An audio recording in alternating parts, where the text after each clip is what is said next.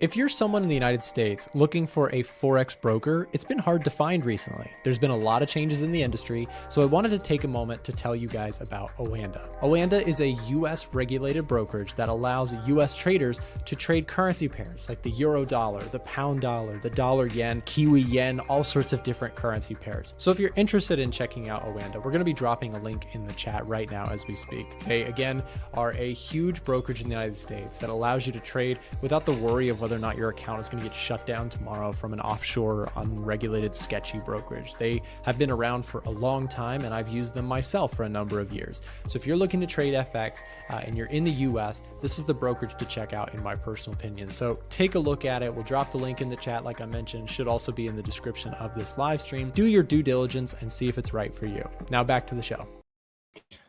Good morning, everybody. Welcome back to another live stream. Happy Tuesday to you. Hope you're all doing well. Let me just check my sound is okay. I think we are good. Let me know if you guys cannot see or hear me okay, but I think we're good to go. Like you saw there in the opening, check out Oanda. I've traded with them for a long time. Great brokerage, great people, and yeah, check them out. So where are we at? We have got some interesting stuff to talk about here. Hold on, let me let me just fix my drawing tool here. Sometimes it doesn't want to load in the mornings, but I think we should be good to go. And then we'll jump into some charts. Okay, so there we go. Nice. Start with gold. Patience, patience, young Padawan. We will get there. Don't you even worry. Gold is 100% of the time on the to-do list. But we have a little bit of a routine around here. So, you know, give me a little bit of cut me a little slack. I've been doing these live streams, believe it or not, since 2018. 2018, man. You know what I started doing when I first did live streams? The first thing I used to do is I used to, in college, after classes, I would stream red folder events. Literally, I would just stream. I didn't have anybody else on my team. It was just me. And I would just jump onto YouTube and stream, you know, whatever the next big folder event was. And I would trade those events or watch them live. But I've been doing this for a minute now. That is coming up on 8 years of doing that on live YouTube. Crazy. I think I need to get some other hobbies. Anyways, let's take a look at some charts. So S&P 500 here. Still rejecting this overall 7,000 area. We have not been able to decidedly take that 7,000 level on SPX. When we take a look at recent price action, it has been pretty indicative that there is not a clear and obvious bid for this market right now. And I have to say, it almost feels like gaslighting to think that the S&P 500 is down 2.4%. And that is so not reflective of a lot of young people's portfolios. I can tell you that right now. I told you guys the good side of when I told you I had an experimental kind of fun, high growth stock portfolio. That thing went up. I started it in 2025, like early 2025, I think February or March, like a year ago. And that thing went up to 70% gains in 1 year. Do you know that now that same stock portfolio, and I don't really get super active on that one. I think it's only up now 20%. Huge haircut. And yet the stock market itself is down about 2%. How can this possibly be? Well, it's because not all charts are created equal. That is for sure. When we take a look at the S&P 500, the S&P 500 is very well diversified in the sense that you've got energy companies and healthcare companies and industrials and banks. You have all these different types and some technology. What most people do, myself included, you know, when we're looking at stocks, what do we look at the most? Individuals, we look at tech stuff, right? People like, you know, Tesla, and they like Netflix, and they like Intuitive Surgical, and they like Google. And a lot of these companies have not been stellar performers, right? However, some of the more boring stuff, look at ExxonMobil, man. ExxonMobil's flying high. It goes to show you spend enough time in the markets, you realize sometimes the shiniest object is not actually the best thing to be watching. Now, I told you that's my growth aggressive portfolio. I'm feeling pretty decent about my main portfolio, which is pretty close to all-time highs. We're up in the main portfolio around 11% this year, which I feel like I escaped death with that one because a lot of people's portfolios are in the gutter in 2026. 2026 has been painful. A lot of people love software stocks, and software stocks have been getting absolutely crushed. By the way, software stocks are a lot of things that you and I use. If you have a smartphone, which I'm going to assume is probably 95% of people watching, they're everywhere. All those apps, those are all software, right? We all use software. We all love software. A lot of people invest in software, and so this is, a more realistic view of what a lot of people's portfolios are parked in. You have software stocks. I do too. I like software stocks, but I have been a little bit cautious on the stock market and taken a lot of my gains off the table. Again, the stock market index, if you've stayed diversified, you've probably done just fine. Sure, it's been a boring period, but boring is a heck of a lot better than down 20%, down 30%. And that's with no leverage, right? Imagine people who are leveraged, people who are, playing with MicroStrategy or strategy now. They changed the name. There has been some devastating scenarios. And I'm not picking on anybody because, again, this is markets are hard, man. Like these winning stocks, who's to blame people for saying, hey, Netflix is a monster, this company is incredible, and then boom, the stock drops 43%. Nothing about markets is easy. The sooner you accept that, the sooner you'll be better off. Markets are very difficult. They're not a playground. They look like a playground. They sound like a playground. When people talk about them, they sound like a playground, but they're no playground, man. I sent my dad a text yesterday because I bought some Intuit, and you could see I sent him a text. I said, this is not a playground. I fell off the slide and broke my arm. Actually, Intuit's coming back tonight nicely today. But I bought 30 shares, not a big position, but I bought 30 shares of Intuit with hopes of buying more. So I actually would like to see software stocks keep going lower, personally, because I can, build my positions in some of the names that I like for the long term. I've talked about it. I know I'm talking stocks a lot here. I'll get to other stuff. Don't worry. Salesforce is another one that I'm watching. Microsoft, MSFT, Mr. Softy. I have a sell put position on this one out to April 2nd. Wouldn't mind at all if this stock keeps going lower because I would love some shares of Microsoft at cheap prices. What I believe to be cheap, not financial advice. It could be, I could think it's cheap at 340 and then we could all watch it go to 240. So don't copy anything I'm saying. I'm just sharing my thoughts and opinions here.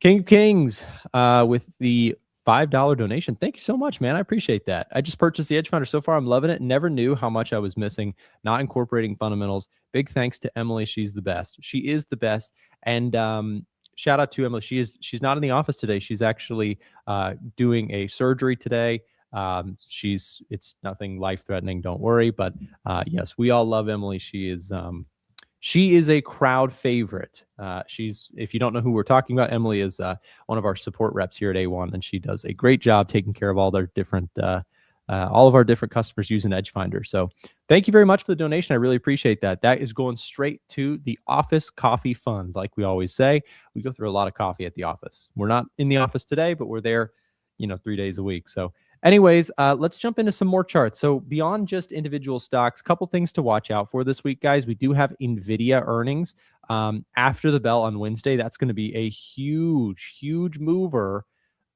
or potential mover for the indices themselves. Let's take a look at Nasdaq. We talked SPX again, very strong.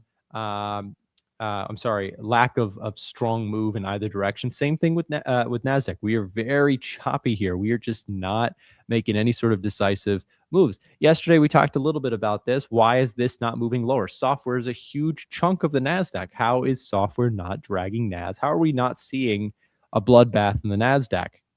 Well, to be honest, I wonder that too, because software feels like it's dying. But it's because semiconductors are flying. Where software is dying, semiconductors are flying. And there is a little bit of a, hey, AMD, Qualcomm. Well, actually, AMD is not doing very well right now, I don't think. But let me just check. Yeah, AMD is not doing particularly well. But you have other, stocks holding up well, like Taiwan Semi, done pretty well here. You still have Nvidia holding together decently well. So you have these semiconductors that are holding up pretty well. Nasdaq is, in a sense, kind of slooping down, but not cratering, right? Like individual software names. That being said, I still have concerns about the state of software in this AI disruption trade. I like the idea of buying software stocks. So understand that I think long term, there's some opportunities there.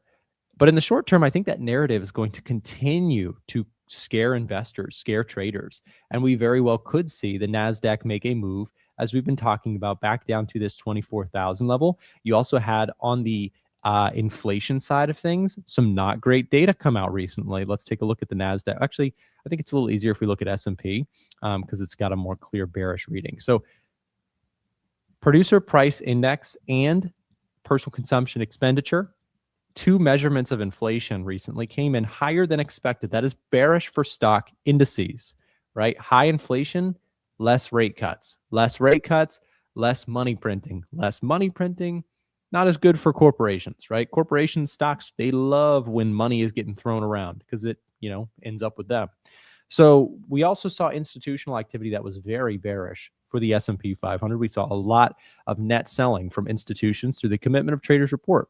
So when we pull all this together, I do have a bit of a cautious outlook on the stock market.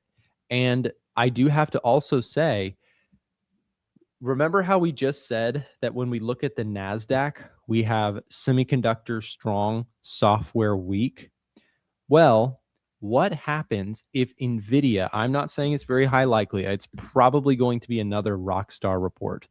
They almost never miss, right? In terms of they have excellent markers, excellent revenue growth, excellent earnings. It's like the perfect stock.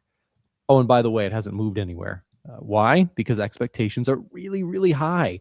And so that tells me when we look at Nvidia, right? When Nvidia reports their earnings, let's just entertain this idea. What if Nvidia comes up short in any way possible? This market loves Nvidia. It is, everyone sort of kind of points in the industry to, well, we still got Nvidia. Nvidia's, a monster. It is a rock star company. And it is. In fact, I would argue that buying Nvidia now is a way better buy than it was a while ago. You know how I can argue that? I can do that through the stock box. I'll show you. So if I go to Nvidia, right, I think Nvidia is a really nice buy, except for my concerns about, kind of the broader market. Let's see if that will load. But I could make the argument that I think Nvidia is a little bit better of a buy now than it was over here. The earnings have continued to grow, and yet the valuation or the price has remained flat, right? I don't know what's going on with Stockbox this morning. Maybe it's still waking up. Anyways, Nvidia comes up on Wednesday. I just want to entertain the theory, the thought that if you have something not perfect with Nvidia, it's sort of the spot that everyone is clinging on to as a line in the sand defense, right? So if you lose that story for Nvidia in any way, that could take the whole market down. It's the biggest stock within the index for the S&P and the NASDAQ. So be careful with it. It could also help things. Like it goes both ways, right? Nvidia could have something rockstar that reignites excitement. But I see, in my personal opinion, I see more downside risk to a disappointment than upside potential from a positive surprise. because Nvidia always positive surprise. The markets expect right now Nvidia to come out and have a smash hit number. In fact, they the expectation is perfection. So you can't get much better than perfect. Now, of course, they could have something where they beat earnings by 10%, which in the past is what got these kinds of moves going in Nvidia, right? They would beat expectations by 12%, 8%. You'd have these massive beats. The market almost expects, I heard this somewhere, the market pretty much expects a 4% beat from the numbers. That's the whisper number. So expectations are very high for Nvidia. They need to absolutely demolish their numbers, or the market may falter. That's my concern. Okay, let's also take a look at gold. Thank you for your patience on that. Gold is pulling back here. I do have to say gold is still in +4 territory for me. It's not quite at bullish. Concerning stuff would be still that higher than expected inflation number. The 2-year yield is remaining pretty tame, though. That is, of course, a positive catalyst. Actually, let's just take a quick look at yields, I believe. And let's see if I can get Nvidia to load this time with some luck. There we go. Okay, let me give you my Nvidia pitch just real quick, and we'll go back to gold, I promise. Okay, so Nvidia getting a bullish reading within stock box. So it's not something I would short. It's not something I would fight. Forward PE 24.5, trailing 12-month PE 47.4. The stock continues to see incredible revenue growth, incredible net income growth. They beat their earnings per share estimate every time, right? This is like the perfect, picture perfect dominant stock. And so the challenge with that, the only issue with that is that everyone expects them to be the grand slam out of the park hit on Wednesday's report. That being said, I do like the stock. And if we did get some weakness in Nvidia, I would take that as a potential opportunity to buy some shares or get back into. Nvidia is also part of the Dow. Good point. They did jump in the Dow there. Okay, so looking at gold, if I'm looking at gold's price action, we are retesting this area of support or pretty close to it. If we draw some Fibonacci retracements on this gold move, let's go swing low to swing high here. What we can see is that 38.2% retracement is currently being tested. We very well may come down into the 50% level, but generally speaking, from a purely technical standpoint, this is probably the spot you want to see bulls step in, right? You have buyers looking left. The 50% looks more attractive, I would argue, because you have this area here, right? 50% retrace off this recent move. That looks really good from a technical only perspective. If I take a look at gold within Edge Finder, I'm a little bit neutral on this one. For the most, we did have a stronger reading from the crowd sentiment, right? Crowd sentiment was at one point very bearish. We had the breakout. We'll see how it looks tomorrow. I wouldn't be surprised if gold kind of settles around here and we get, let's say the put call ratio starts favoring, like crowd sentiment starts to get really bearish on gold. If that happens, then there's probably a trade there for me in the next 24 hours. So I'm going to watch and monitor gold to decide if I want to take a long. But right now, I don't have a clear fundamental view on gold that is really bullish. Again, inflation went from a bullish reading for gold to a neutral one. The jobs market has been recently way stronger than expected. That is a bearish catalyst for gold. Economic growth has softened, however, with GDP growth coming in weak, retail sales coming in weak, consumer confidence also pretty low relative to expectations. So when I look across the bow here for gold, that's going to be one where I'm kind of neutral and just waiting. I do like the technical setup. If you're a technical bull, if you have a stronger reason, this is the spot in terms of technicals, right? But I don't trade personally solely off of technical analysis. I also have to have the fundamental catalyst with my trade. Preferably, if I can get like 2 out of these 3 categories to be pretty strongly favoring one side. But right now, again, you've got one bullish. The economic growth bias is bullish. Inflation's getting a neutral reading, and jobs market data is getting a bearish reading for gold. So Yeah, gonna just continue to watch gold. Let's also just see what silver is looking like. Silver's got a +1 reading here. Of course, same economic data bias. Institutional activity is more bullish, at least recently here for silver. We did see some buying net week over week. However, crowd sentiment is starting to get bullish on this one, so that's going to kind of give us a bearish contrarian reading. If I take a quick look at silver, silver and gold both down about 2.25% here this morning. From a technical perspective, if you are a bull on silver, you've got this area here, just shy of where we currently trade. So maybe we're going to see this kind of move. Again, I do, from the technicals perspective, I really like precious metals. Like gold, this is a clean sweep here. But again, I have a system. I've traded, the same way for a long time. I've got to have the synergy between technicals and fundamentals. And hey, you know what? This might actually be a wonderful trade setup 24 hours from now. But I don't know that. And I also know what I trade. I trade a combination of technicals and fundamentals. I need that synergy. Otherwise, I don't touch the buy or sell button. It's really easy to punch buy, punch sell just because, technicals look a certain way. But for me to take trades, I'm much more about quality over quantity, right? So my thought process here is this very well may have a nice run to the upside from here. It may also not. But for me to feel confident enough to put some money behind this trade, I don't just want a pretty technical chart. I also want macro to favor upside. Like some momentum in the macro scores recently would get me to get there, but I'm just not quite ready for that. Iran talks on Thursday. That's another one that could go either way completely, right? You could have something for the Iranian situation with the US that is very positive. You could have something that goes very negative for gold, right? Obviously, an inverse reaction for risk assets, most likely.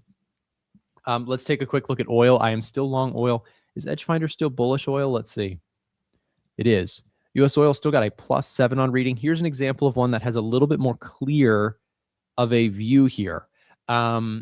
Technicals look very solid for oil. This is my favorite chart right now. To me, there's nothing else out there that looks as clean as the US oil breakouts. That doesn't mean it guarantees we're going to go higher. It just means, it's kind of like trying to predict the weather 7 days out. You can do everything in your power to try and predict that and still get it wrong sometimes.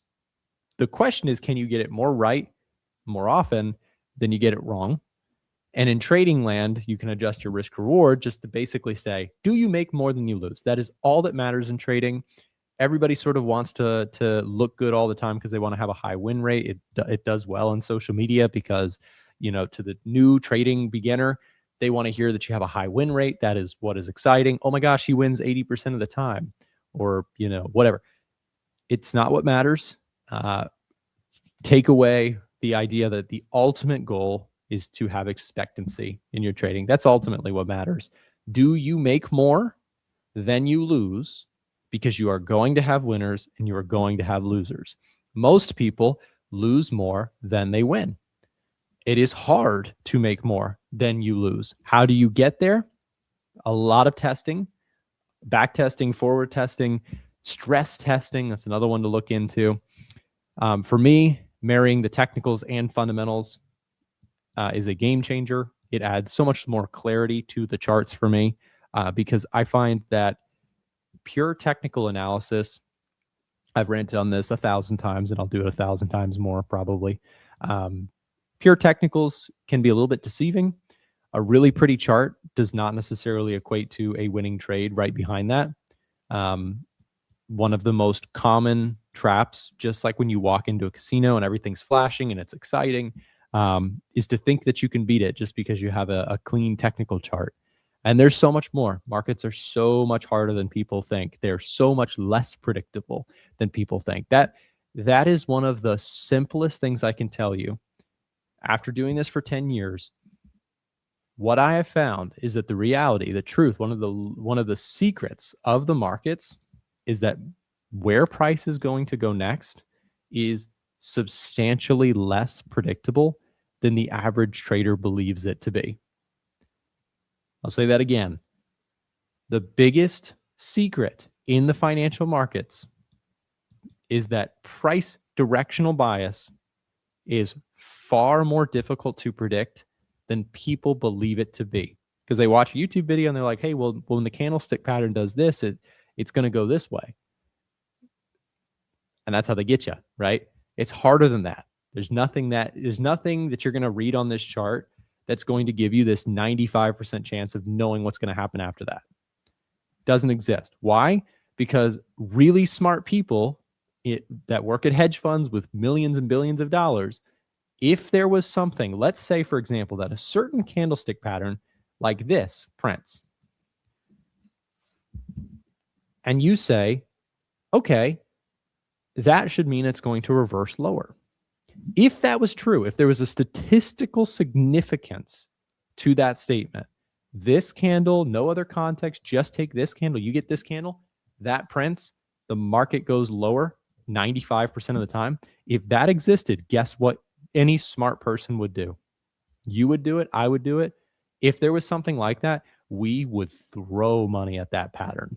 If there was an easy, obvious price action pattern that anyone with a TradingView account could find, if that was that easy, what would we do? We would throw money at it. And what would happen if you did that? Well, you'd take on investor money, you'd get huge, you'd start a hedge fund, and you'd trade around that one little pattern. And you would effectively take all the potential gains of that pattern, right? Because if you had this obvious pattern that had a huge win rate like that, if it was that easy, then you'd pour money onto that because it's so winning, right? And you would erode all the edge that exists there. Why?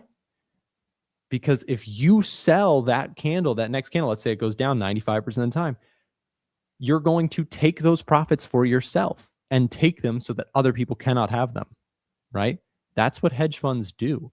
That's why this facade does not exist.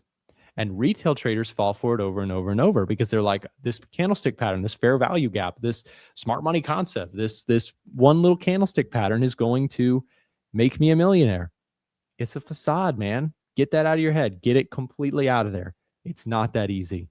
There are not technical patterns that are that accurate, that simple, that anyone with a TradingView account, if you and I can see them, best believe that people way smarter than us with massive money behind them and algorithms have already seen and found that.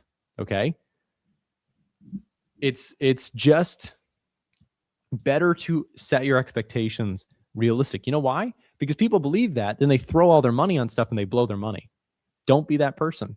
It's harder than that. If you actually show some respect to the markets and you say, all right, it's not that easy, I've got to really buckle down and think about this a little bit more, you're more likely to make it as a trader. That's why I'm telling you this. I'm not trying to dash your dreams or make you feel like, dang, I'm never going to make a bunch of money in trading. I'm not trying to do that to you. I'm trying to tell you that if you set your expectations and you actually show some respect to the markets and you manage risk, you have a chance. But if you try and believe that nonsense, you're going to blow your money. You are going to lose so much money doing that. You're going to chase your tail. You're going to switch YouTube channels every other week, and you're going to find someone else who tells you that magical pattern. You're going to believe them. You're going to buy their course, whatever. There's a lot of fugazi out here. Okay. Back test. Don't trust. Verify. Everybody, even me, right? If you like my content, if you like fundamentals, get the work done, get into a back testing simulator, learn about fundamentals, and build it for yourself.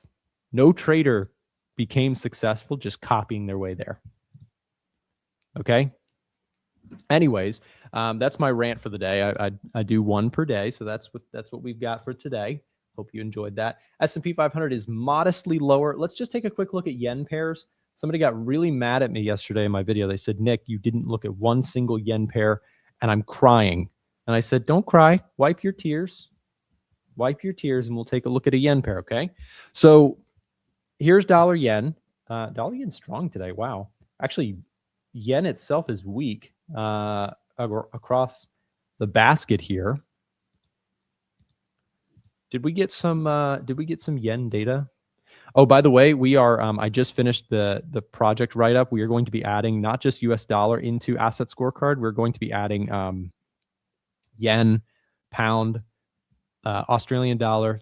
We just finished up the writing on the project, and the developer that I've worked with, him and I are going to be working on that today. So stay tuned. I'm excited for that. Should be a good time. So if I look at yen pairs, let me just type in JPY here for a second. Let's just do a quick little highlight. Dollar yen's getting a bullish rating. This is the only yen pair right now that's showing up pretty obvious in EdgeFinder. A lot of them are more on the neutral side. So dollar yen, I was looking for on dollar yen a pullback. We didn't quite get there. Dollar yen, actually we kind of did, but I missed it. Check this out. So I was looking at possible retest of these lows. Dollar yen still looks bullish to me overall, at least for now. We'll see how that plays out, but there are some yen pairs. If you're bullish yen, what was that, euro yen? Euro yen is getting more of a bearish reading here currently. Let's take a look at euro yen really quick, and then we got to pass the stream over to Marco. So euro yen, if we were to start seeing some more lower lows, I think this is still kind of an upward trending chart. I'd like to see some kind of failure here if you are bullish yen to get this type of price action. So not quite at a spot where I'm ready to take any positions on euro yen or dollar yen, just kind of watching. There's some breaking news for the yen. Takaichi relayed to BOJ Governor Ueda at their meeting last week reservations about a further rate hike. Got it. Mentioned a further rate hike this morning, then JPY dropped. Interesting. Did you take the trade, Nick, on pound dollar? No, I didn't. Let's see, where are we at with pound dollar? I have a trade alert here, or an alert on my trading view to take a look at it. Pound dollar was getting a bearish reading, so I'm going to keep watching this. But yeah, still on the watch list. Last thing I'm going to do is just check the dollar crosses. Euro dollar actually looking potentially like a decent one for me. If we can break through these lows with some conviction, this may actually be a short on a retest for me in the euro dollar. So watching that one. Guys, up next, we have Marco taking over the stream. He's going to continue on with some more trading setups and ideas, covering what's going on in this crazy market here with stock market just opening up. We do see stocks slightly in the red here this morning. And by the way, if you guys want to join our Telegram channel, we post a ton of free market commentary, updates on fundamentals. I mentioned earlier how important fundamental analysis is to my personal, approach to markets. If you're somebody who's like, okay, I see the value in it, but I don't know how to learn, here is a way to learn for free. Every single day, we give you a market snapshot of what's going on. Alan from our team does a wonderful job writing up what's going on a macro fundamentals perspective, as well as technical ideas. He puts it all together there for you and keeps it really simple so that you actually learn fundamentals completely free. No charge to you. Just join our Telegram channel. You can also, if it's easier, simply scan the QR code that is below my camera. If you are, on a laptop or a TV or something, just want to scan with your iPhone or your Android, whatever. With that said, guys, up next, we've got Marco from Marco's Trading Journey stepping into the limelight. Stay tuned. Hey guys, I just wanted to jump in for a second and let you know a little bit about today's live stream sponsor, DNA Funded. DNA Funded has very generous profit sharing, up to 90%, and 3 different unique challenge types. For those looking to get funded, they also have speedy payouts, unlimited trading days on the first and second phase of their challenges, a very wide list of different things you can trade with over 800 different assets tradable, and maybe the most important component, a very experienced team behind the whole operation. So if you're interested in learning more about DNA Funded, click the link, check it out, see if it's right for you, and make sure to do your own due diligence to see if what they have to offer fits your trading style. For 20% off, you can use code A1T20. Again, that will be 20% off any of their challenges you'd like to check out. Thank you again to DNA Funded for sponsoring today's live stream. Now back to the show. Hello everyone, welcome to my segment of the live stream. I saw in the comments we were discussing the news that came out of Japan. So if you just jump onto Financial Juice, you will find it under the market moving. It is Japan Prime Minister Takaishi relayed to BOJ Governor Ueda that at their meeting last week reservations about a future rate hike. So reservations about a future rate hike means Takaishi does not want to see future rate hikes. So if we jump onto our website, which unfortunately still hasn't been fixed, so I can't really show you, but basically we were expecting a rate hike for the Bank of Japan. Okay, we were expecting a rate hike. Now it's no longer such a certainty. So Takaishi clearly does not want rate hikes. She wants to keep the rate the same, maybe prolong that for a bit, for maybe the whole 2026, and then start hiking in 27. No one really knows. This had a bearish reaction for the yen. So my position on euro yen got tagged out. So if you're in the A1 Discord, this was a trade signal, and this trade is now closed for a loss. It's not a full loss. It's like a minus 0.7, I would say, or maybe 0.8 percent or R, whichever you want to use to express a loss. So part of the game, part of the probabilities. What actually did benefit from this news is my Nikkei position. So Nikkei did like that. I mean, it's up on the day. It's up, let's see, 1.29%. And this is dovish for the Nikkei. That means bullish for the Nikkei, because if the rates remain low, that means borrowing remains cheap and money goes into the stock market. Money goes into the Nikkei. So a dovish central bank, a lower interest rate is bearish for the underlying currency and should be bullish for the stock market. So that's the reaction that we have today. JXY is down while the Nikkei is going higher. So out of euro yen, to bring you up to speed to my watch list, but before I do that, actually, if you want to participate in the DNA funded giveaway, we're giving away a 10K one phase account. Let me just double check. Yeah, so it's a 10K one phase account. If you want to participate, make sure to fill out this form. I'm going to put the link to the form in the comment section. So you can find the link in the comment section, go to the page, fill it out, and then you will be entered into the giveaway. I will grab all of the names, put all of the names in the wheel of names, and then we will get a random winner. So let's continue with the watch list. For today, Nikkei, I'm looking to trail my stop loss. So I'm looking to put the stop loss a bit higher, of course, below the 20 MA. But now that we have this bullish reaction, it may be time to move the stop loss, lock in some more profits. Euro yen, I got taken out. So let's actually remove this one from the watch list. I'm not looking to re-enter. So it was a first attempt. I do kind of still believe the yen is gonna appreciate long term. I think the fundamentals are there, but I don't want to place this bet once again. So I got taken out. That's about it. That's it for me at the moment. Gold, I have a buy trade on my prop firm accounts. So I told you a bit about this yesterday. I tend to take more positions. I tend to be more aggressive on my prop firm accounts. So this one wasn't taken on the personal. It's more of an aggressive trade. I don't like taking new positions on a Friday, but it was sort of a good attempt because you had the Trump tariffs being overruled, which created some certainty, which made gold drop. And then quickly after that, it created uncertainty, if that makes sense. So you can see this candle created uncertainty, and then we certainty, and then we started to create uncertainty because Trump fired back, saying he's going to find different ways to put the tariffs back.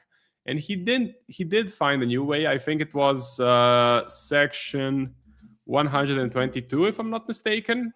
I think that's the name. So Section 122 means the president can put back tariffs or put tariffs up to 15% for 6 months. So that means 180 days. Now, that means all of the trade deals that Trump made are voided, so they're no longer active. And a lot of countries, especially the European Union, I think, are going to wait out the 6 months, because you have to think about it logically. Why would you make a deal right now when there's a high chance? When there is a high chance that in 6 months the tariffs will be totally gone, unless Trump can find a specific way to put them back. We will have to see about that. Okay. So Aussie dollar is the next one on the watch list. I want to get in. I want to buy the Aussie dollar. I'm looking at the 0.695 level to get in. So I'm looking at this support level. I generally want to get into the Aussie strength. Let me just check how we are doing. So AUD USD. Neutral score at the moment. What about the pound Aussie? I like the pound Aussie even more. Neutral score as well. I think we were bearish on the pound Aussie. Anyway, I still want to get in. If Aussie dollar can pull back to 695, that's a good level. As far as the pound Aussie goes, we have that 20 MA, so I want to wait for a bit of a pullback. I don't want to get in right at the lows. I want to wait for a bit of a correction, bit of a pullback to the 20 MA, and then get a better price, better reward to risk. But there is the risk of the price just flying lower. That's always present. So we're going to have to see. These pairs are on the watch list. I would love to show you the central bank expectations, but they still haven't fixed. This. Okay, this works. Let's see, does the Fed work? No. So the comparison page works. If you look at the implied policy rate paths, check it out. The Fed is cutting. ECB is flat. BOJ is supposed to hike. Bank of England is supposed to cut. Bank of Canada flat. RBA hike. So essentially, the yen and the Aussie should appreciate, while the GBP and the dollar should lose value. Now, I don't think that's the case with the dollar. I think the dollar has found sort of a short-term bottom. If you look at the DXY. So I think a short-term bottom is in, which is this support. But as far as the pound goes, I think it's a pretty good currency to sell. So selling the pound Aussie, possibly even selling the pound dollar, not bad to play. Let's see, GBP/USD on the Edge Finder. Neutral score as well. Okay, but we're pretty close to a bearish one, -4. So we're pretty close.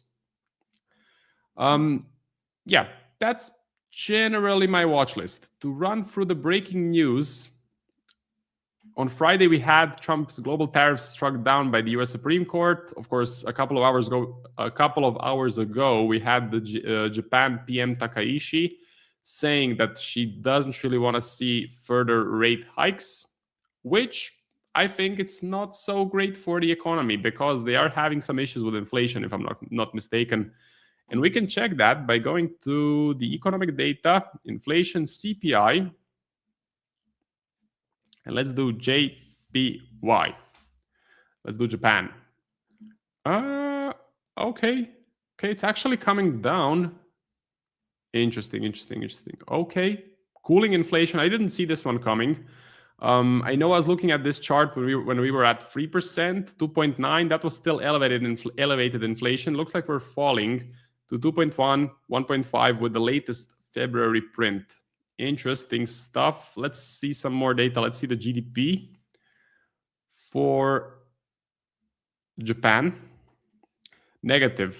Yeah, it's a bit of a problem. What about the unemployment? JPY, 2.6%. That's pretty low. That's really low. Anyway, if you want to get the Edge Finder, you can click the link in the description of this stream and make sure you use the code Marco. Use the code Marco, which gets you 25% off. So this code works for the A1 Discord. That's if you want to get all of my trades and all of my analysis. And it works on the Edge Finder if you want to get the software. So check it out. I'm going to post the link to the giveaway one more time so that you can enter if you haven't already. Okay. Right there. Fill it out, and in 1 to 2 minutes, I'm going to do the giveaway. Let's see some of the comments.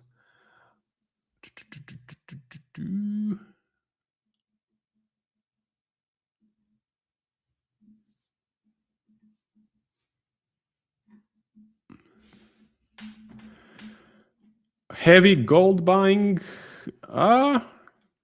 I was kind of expecting, I mean, this is not a bad move. This move on Friday and on Monday, not a bad move on gold. But I don't like the current candle. The current candle seems pretty large. By the way, I've trailed on this position on my prop accounts. I have trailed the stop loss to break even. So the stop loss is now at 5018. Again, pretty aggressive trading. I want to take as many trades as I can. So quick in, quick out, best way to go on as far as the prop firm route goes. We can do a bit deeper analysis once I finish the giveaway. What do you think about the Pound Aussie and Aussie Swiss? I love the Pound Aussie. I want to sell the Pound Aussie. Takaishi did say she wants to kill 2 birds with 1 stone. That could mean use FX reserves for spending, possibly. What if you take a trade with a bearish signal in the Edge Finder and the signal dies down? I'm just making a decision based on the signal at the time of the trade. So if the Edge Finder has a, let's do gold. If the Edge Finder has a, let's say it's a bullish reading here, and I take a position, and then the next day it flips to neutral, I don't touch the position. When I took the trade, all of the confluences were there. That's my trade plan. I have to stick to it. Okay. You can, of course, do a strategy where you manually close the position if the bias flips to neutral. You can, of course, try it. But for me, I know what works. And what works is following the plan, sticking to the initial reading, sticking to the initial, bullish or bearish Edge Finder score. We got Australia CPI later today. Let's take a look. Forex Factory calendar CPI. That is on Wednesday. But for you guys in the United States, it's probably going to be Tuesday because I'm in Europe. So the time zones are a bit different. Yes, very important. Very, very important. I just showed you I have the Aussie dollar. I have the Pound Aussie on the watch list. I'm looking to take positions. So that is pretty important stuff. And of course, I will be paying attention to those numbers. Now, time for the giveaway. So let me copy all of the names, all of the submissions. Let's see, today is the 24th. Yes. Right, let's check it out. Okay, we have quite a lot of names. That's great to see. Copy. We go to the wheel. Paste, spin. With a 1 phase 10K DNA funded account. Maureen or Michael? Looks like it's going to be Maureen. So congratulations, Maureen. After my segment, you can expect an email from me with the code for the free challenge. If you didn't win, but you want to expand your trading capital, you want to take a funded challenge, I would highly suggest you consider DNA funded. So let me just go to the website. I didn't open my dashboard. I do have my 25K account running. I didn't open it, but if you want to get funded, DNA funded, great option. And with our code A1 Live, you can get 25% off any DNA funded challenge. So A1 Live, 25% off. Great firm. There's a big broker behind it. You know they're here to stay. And what I would personally go with, what I'm personally using, is the two-phase 25K, 50K. In my opinion, those have great value behind them because you get static drawdown. So it's not trailing drawdown, it's static. And you get pretty good conditions.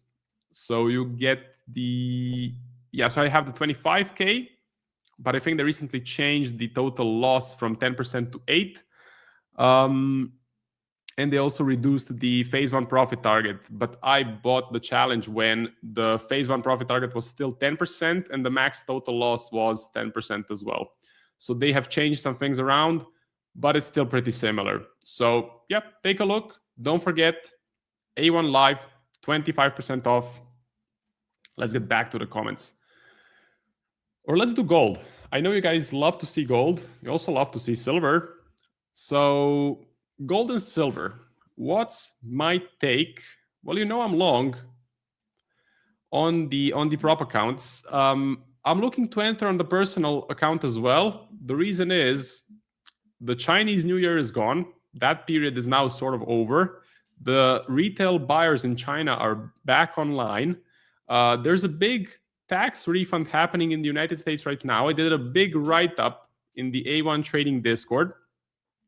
Essentially, a lot of people are getting tax refunds, and around $100 billion is getting injected back into sort of not the markets, but to the general population. Those investors, those retail traders or average Joes, you can say, may look at the stock market and say, the stock market is not doing well at the moment. Let me check out gold. Gold has had a massive outperformance in 2025. Let me buy some gold. So that those tax refunds could be flowing into gold. So I want to get in. If we pull back closer to the 20 MA, I'll probably take a buy setup on my personal account. I would just like to get a bullish reading on the Edge Finder, of course. So something that I really want to wait for is for that bullish reading on gold. I know Edge Finder has a great success rate for gold, especially lately because we had a massive uptrend in 2025. And again, it's the main confluence that I use for taking setups. So we're pretty close. We're now at a score of 4. We just need one more score to go up, or maybe even to go to 5 or 6. Then this is going to say bullish. And if we pull back a bit more, it's game on. Of course, if I take a position on the personal account, you will be notified in the A1 Trading Discord. So I keep all of my best trades for my personal account, and I post them all in the A1 Trading Discord. As far as silver goes, I wouldn't touch it at the moment. Silver, for me, doesn't look as clean. I think gold looks a bit better. I think fundamentals are also a bit more bullish for gold rather than silver. Silver had its moment. Now it's time for silver to maybe quiet down a bit, range around a bit. Gold is always the better safe haven play, in my opinion. It looks a bit healthier. It's respecting the 20 MA. So purely based on price action, if you just look at the two charts, gold definitely looks better. Now, there is a big correlation. So if gold goes up drastically, silver will follow. That is a fact. The correlation is a fact. But I think it's easier to structure your positions, your entries, your take profits, your stop losses on gold rather than on silver. And silver is just really volatile. For 2026, I'm bullish on both. I think the fundamentals, the uncertainty is still prevalent. Sluggy says, I think NZD-USD and Pound-USD shorts are good play. Yeah, Pound-USD I do like. NZD-USD, I haven't really looked at. Price action-wise, does not look the greatest. If I want to go short, if I want to sell it, let's see. NZD-USD. Neutral score, okay. I like the pound dollar more. I like the pound dollar more. The pound, in my opinion, the weakest currency at the moment. the Bank of England is getting more dovish. They will most likely cut interest rates. So selling pound dollar, selling pound Aussie, all sound like pretty good plays for me.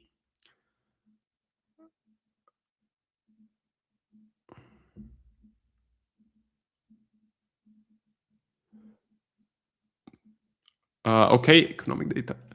Yeah, so on the Edge Finder, you also have the interest rate data right there, projections. So if you're wondering about the interest rates, you can also look at the Edge Finder. We can look at, for example, let's do the GBP, only that one, and let's compare it to the Aussie. And this is it. So this is what you want to see. Again, the blue line is the Aussie, and it's climbing the rate, the interest rate, while the UK, the GBP, is falling. So you can also look at the graph. You're getting a clear divergence. One central bank is hiking rates, and the other central bank is cutting interest rates. Great thing for the pound Aussie to sell it, of course.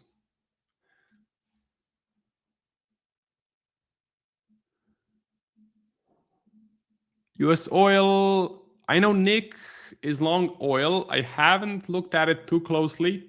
Personally, I don't have a massive edge on trading oil,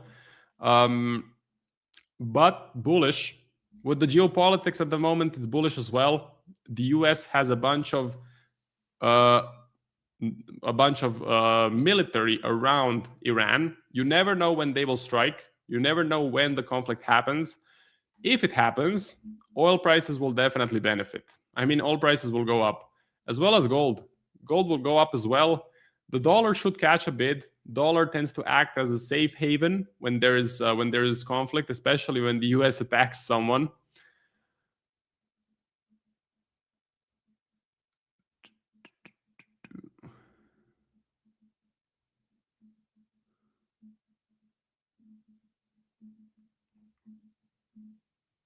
Can you analyze ADP data that came today? ADP data.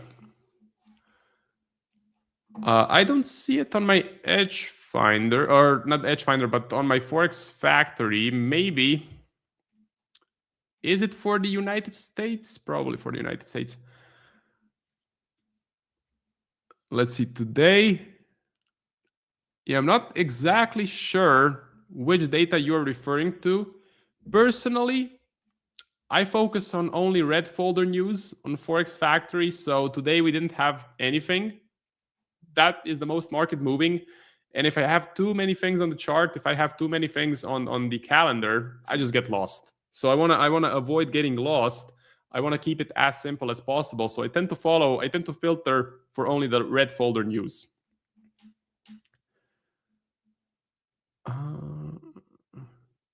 Sluggy says, I'm bullish dollar until proven otherwise. I have the same opinion. I think we found that bottom. I think we found the nice area of support. I don't see any catalyst for the dollar to lose value. I mean, if the US attacks Iran, dollar should catch a bid. As far as where can the dollar go, I think that to the top of the range, possibly. So kind of appreciate up to the resistance level. I don't think we're going to get a huge explosion on the dollar. I don't think we're going to get just a massive uptrend, but maybe we can go back to the top of the range. So I still have 1 more minute. Let's do one final thing. Bitcoin, I don't really want to talk about Bitcoin because it's just so bearish. So unless I change my opinion, I'm just probably going to stop talking about it completely. But we can do the DAX. Yes, let's check out the DAX. Let's see, top setups, DAX. Neutral reading on the DAX, okay? We are bouncing off of the support levels. So we broke out of the range. We pushed up, pulled back. I thought we were going to go back into the range. We didn't. we climbed out of it. So if we can break into all-time highs, if we can do this and start actually trending, this is not a trend. This is super messy. Personally, I don't want to participate in this sort of price action. But if we appreciate higher, go into all-time highs, get cleaner price action, and Edgefinder prints bullish, I'm gonna take a buy setup on the DAX. The same thing that I'm doing on the Nikkei. I'm kind of betting on the on money to flow into other markets, not into the US. So maybe into Japan, maybe into Europe, maybe into emerging markets, Brazil, Peru, something like that. Those are the plays that worked in 2025, and I think they're gonna work in 2026. So that's about it from me.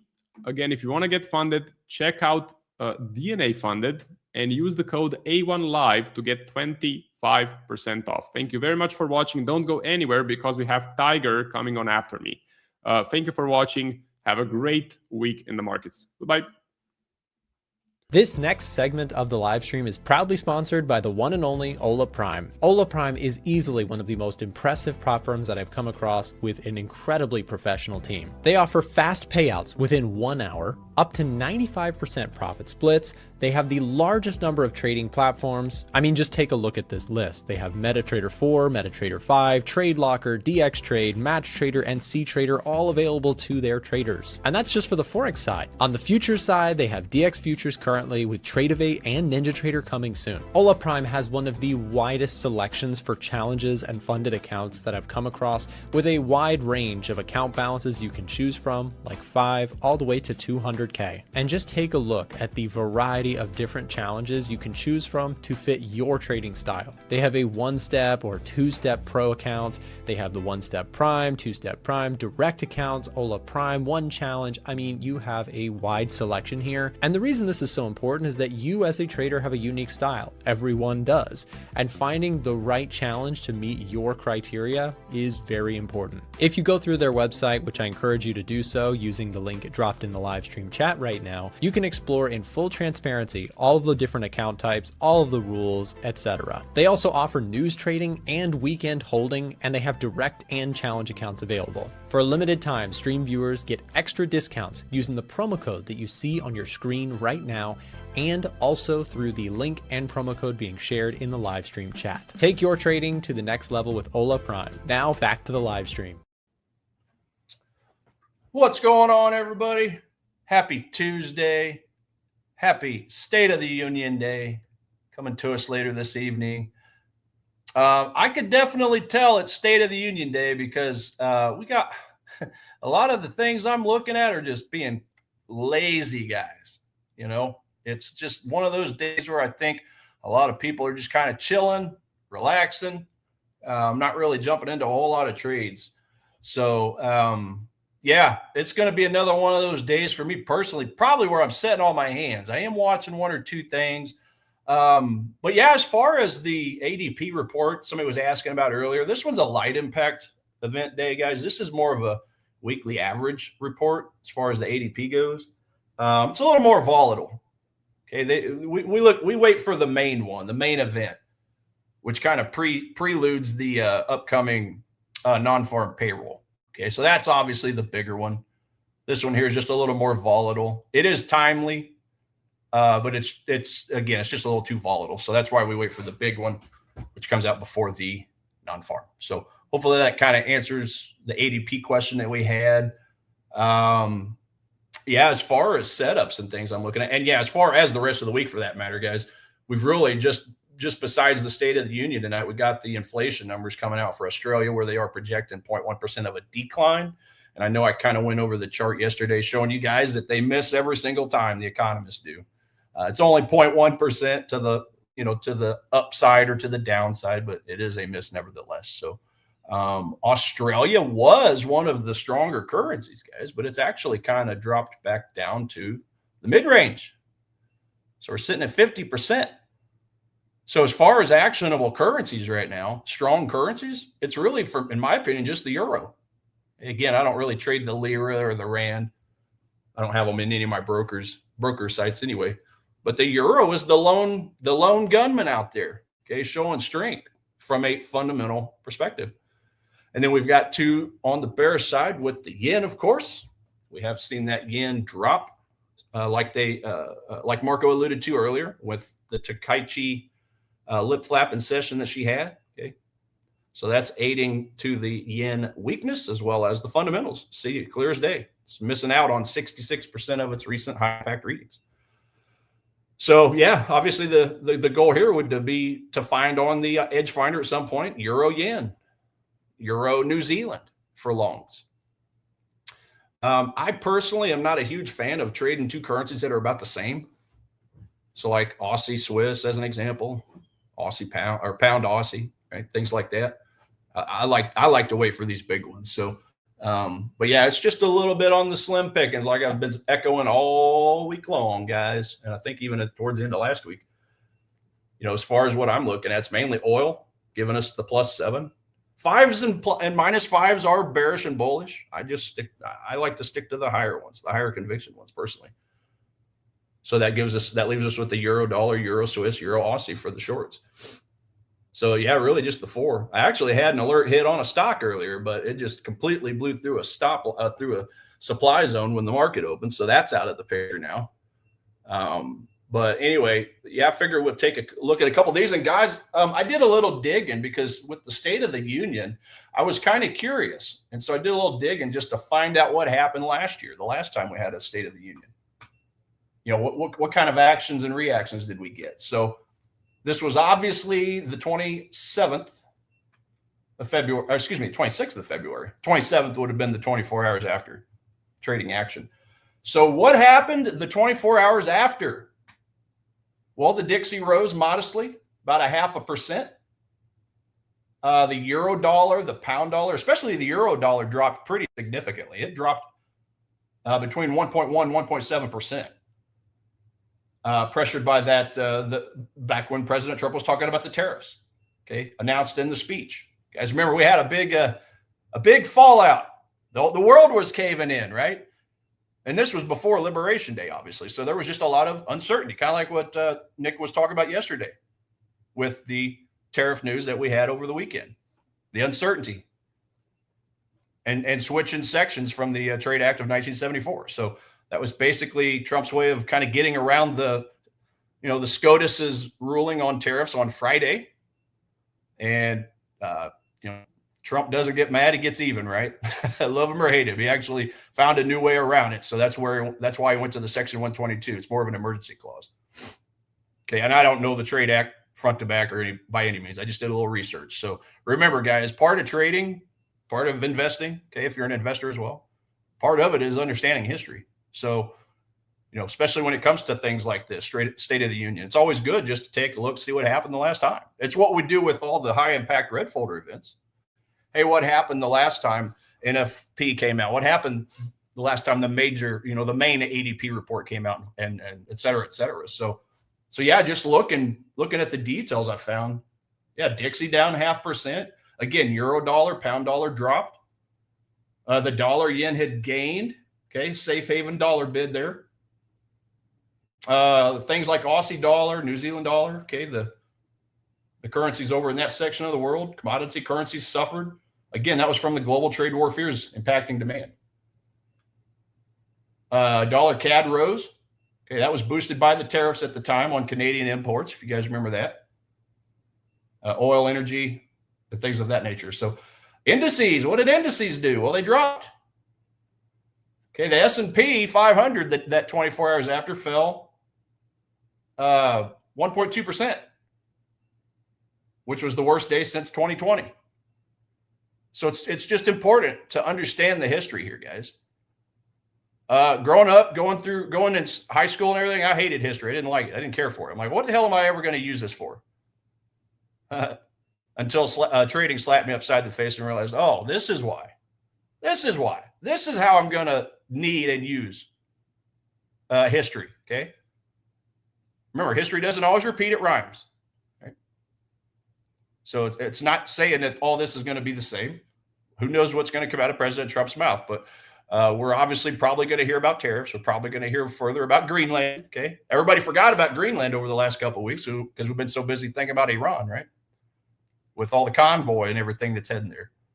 The other big tanker traveling through what was it? Just south of Spain there, Gibraltar, Strait of Gibraltar, right? So all that's happening as we speak. So he's probably going to be talking about that. He's going to be talking about the big beautiful bill, which obviously started on January 1st. It was signed into law last summer, but it's all live as of January 1st. So I'm sure he's probably going to talk about that. He's probably going to talk about taxes, people's 401ks, people's tax returns, things of that nature. So yeah, it's just good to understand this. Bitcoin last time dropped 2%, 1.2 to 2%. Okay, crypto had that risk-off equity sell-off. And what did oil do? Well, it was mixed. Okay, had an initial dip on demand fears, but then it turned around and rose 1 to 1.5%. So going to be some, potentially volatile moves, just like what we saw last year, a year ago today. Okay? Well, almost a year ago today. Okay, so just be aware of that. If you guys ever have any questions about that or any red folder event or medium or light impact event, doesn't matter. Just this is where we enlist the help of AI to help us out. Hey, what happened the last time this report was released? What happened in the currency market? What happened in gold and silver, et cetera, et cetera? Okay, we've got some really awesome tools these days that we didn't have 5 years ago when we were having to manually do all this stuff by hand. Hence the reason why Nick created the Edge Finder, right? To save us time. That's really what Edge Finder is all about, saving time. Well, now AI is there to save us time too. It's just a heck of a lot easier to be able to personalize a specific question for whatever you're looking at, right? Hey, it's just a lot simpler these days versus just a simple Google search or whatever. So anyway, I just thought I would bring that up. History is king, guys. We got to understand our history. And as always, we don't have to be economists. Okay, nobody's asking anybody here to be an economist, but we just need to understand the basics, guys. That's really all it amounts to. Because again, history does oftentimes follow what it did previously with those similar things, similar events. So anyway, what we got up here? Short euro dollar. Yeah, I was looking at euro dollar as a short earlier. Let's go take a look at that. Yeah, see, euro dollar. Let's see. There was okay. Yeah, this was the supply zone I talked about yesterday. So I can delete that because that one worked out. And in the wake of it, yeah, we had come up with this other 1 hour supply. So we're still a ways away from it. I'm just going to be careful about anything here, though, because as you guys, if you remember, I did mention we did have this daily 4 hour demand zone confluence over here. Now, we've already seen the bounce from it down here. Okay, kind of wicked in nicely there, pushed away, broke structures. So yeah, that's really kind of the lone spot I'm looking at right now, just kind of this 1 hour supply. So basically that red line I drew up with the anticipation to buy to cover just ahead of that. So I'll still keep an eye, even though that demand zone has been touched, it's been mitigated. Okay, I would never buy from that zone. I would never want to buy from a mitigated supply or a demand zone, but I'll still utilize it as a potential profit target, guys. Right? The last thing you want to do is have a trade go in your favor, come down, hit an old mitigated zone, and then totally reverse and take away your unrealized gains, right? So yeah, that's all I'm saying on that trade. If you're in that trade, yeah, just be aware of that spot. Okay. As far as these other ones I'm looking at, euro dollar, euro Swiss, euro Aussie, let's take a look at those. So we've already looked at euro dollar. Let's look at euro Swiss. And then as always, guys, if you have any specific assets you'd like to look at, let me know. Again, guys, tonight's all about the popcorn trade of the day. Just look at dollar yen, look at gold, look at oil on a 1 minute chart whenever he starts flapping his lips, and just be careful. Just be careful, okay? It's just a good study lesson. That's really all tonight's all about. 8 o'clock Central, 9 o'clock Eastern Standard Time, New York City time. That's when the lip flapping commences, okay? So anyway, euro Swiss. I just had an alert hit on a euro pound, so we'll look at that in a minute, but it's off the list. It's neutral, I can already tell you, so I'm not in a hurry to look at that one. Yeah, so I'm kind of keeping an eye on this supply area up here. It's a little ways away. Euro Swiss, could get up there. Probably not, though. It's probably going to be something I'll look at later part of the week after the State of the Union. But yeah, it's just kind of overall sideways, guys. Okay, so it's given a nice bearish excuse to trade it, but I don't like seeing big retail chop areas like this. I really don't. Just kind of stepping back and looking at this whole, come on now, this whole area. It's just one big retail chop fest, is it not? So that's why I'm trying to get outside of the chop zone. Don't diddle in the middle, right? If I'm looking at a swing high and a swing low, I want to be selling at the top, selling high, sell high, buy low. We hear it all the time, right? It's the first thing we hear. It's the first thing we learn in trading. Buy low, sell high. So for me, I just want to sell outside or buy outside of the chop zone, the retail chop zone. So that's why I personally am keeping an eye on that supply there. There is one a little higher up. And obviously, as you guys hear me flap my own lips about all the time, my favorite Confluence daily 4-hour, that's still a long ways away. So I'm not even expecting anything to drop down to there, jump up to there for a while. Unfazed. We have the same supply and demand strategy. Awesome, man. Guys, I learned supply and demand from a guy that used to work on the floor of the Chicago Mercantile Exchange. Okay. He said all he did all day long was had orders in both hands, buy orders, sell orders, and all he was doing all day. This is back when everything was manual, right? Fill or kill, yelling at each other, cussing, slobbering all over everybody. Okay. Just had those.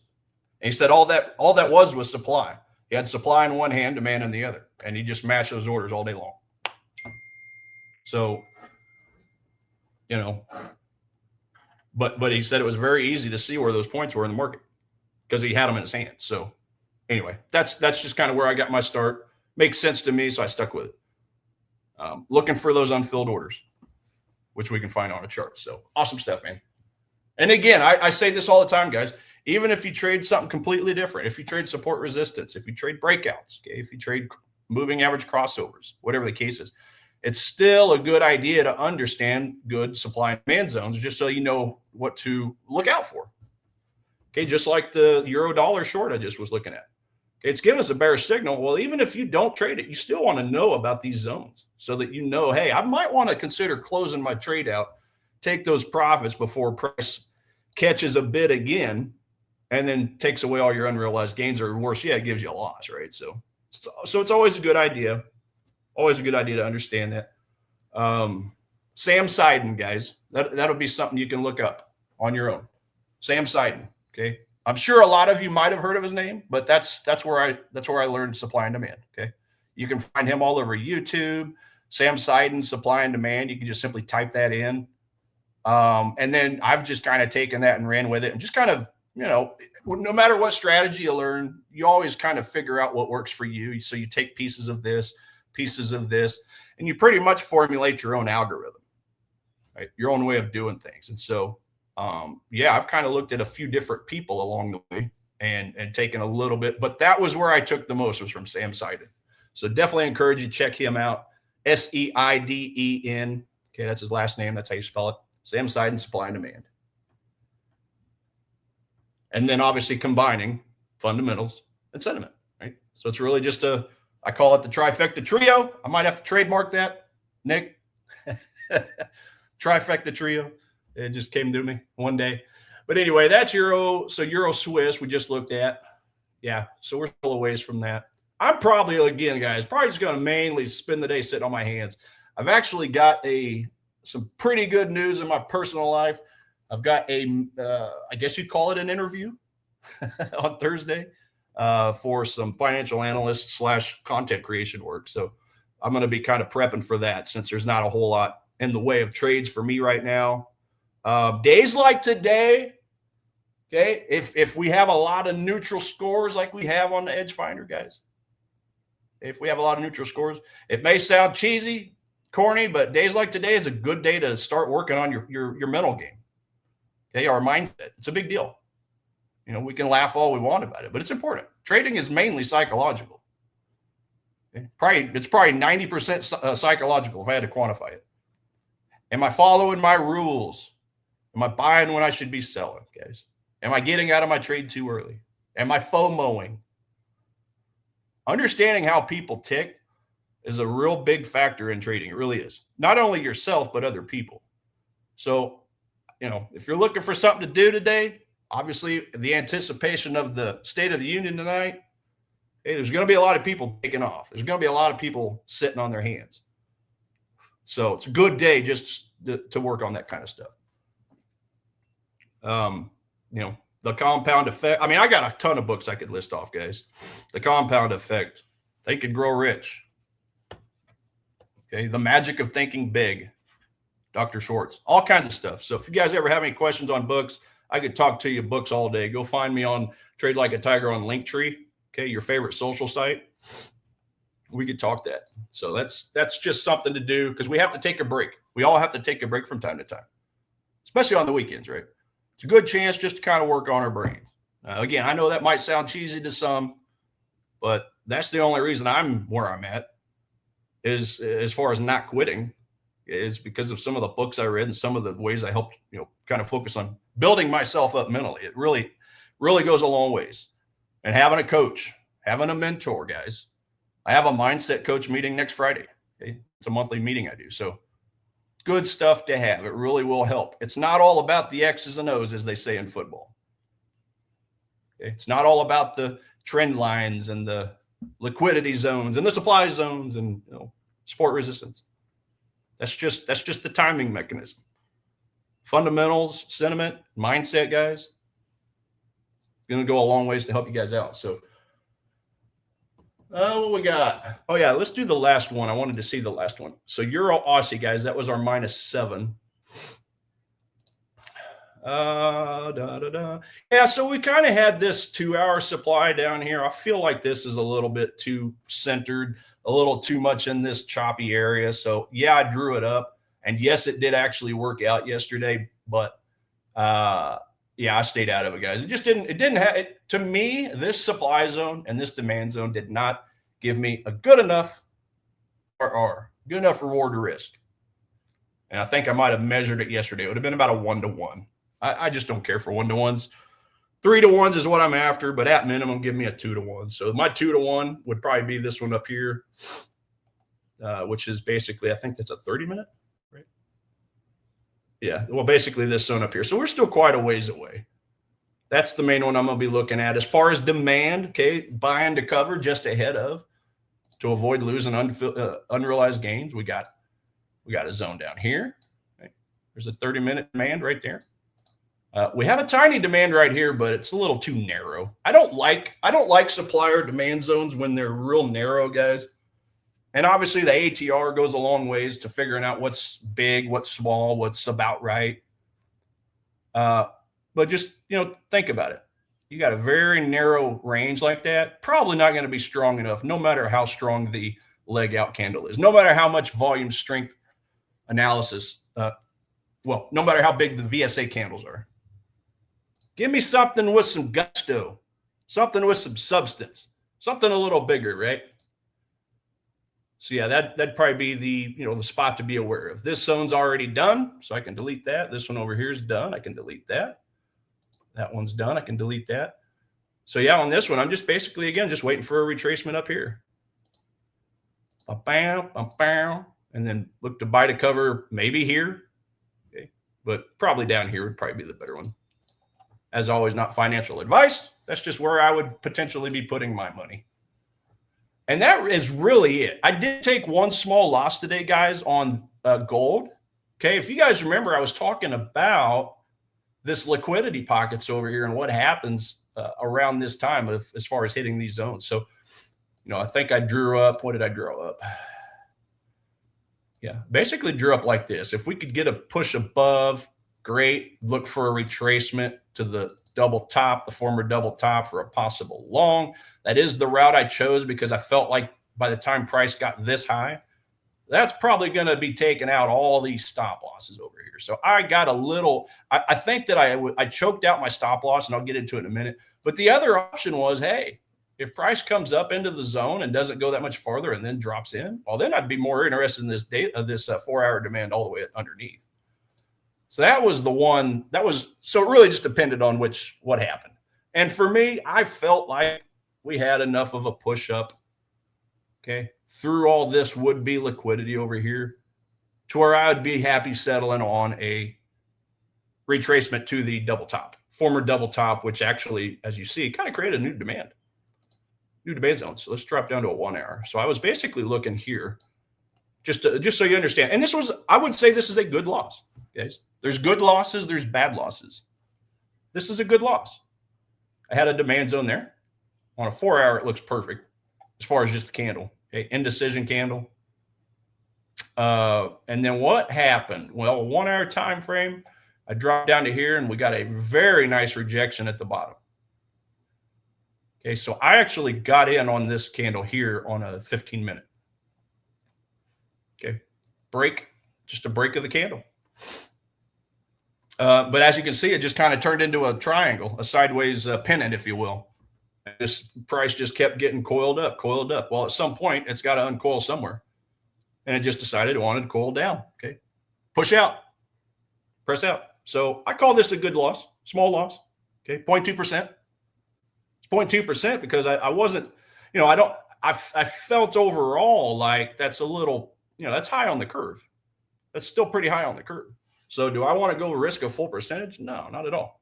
But I want to tiptoe in because oftentimes you just get a little bit of a pullback on some of these assets where we're getting some strength and they'll take off on you. But anyway, so that was gold. It did also, in all honesty, drop back to a +4.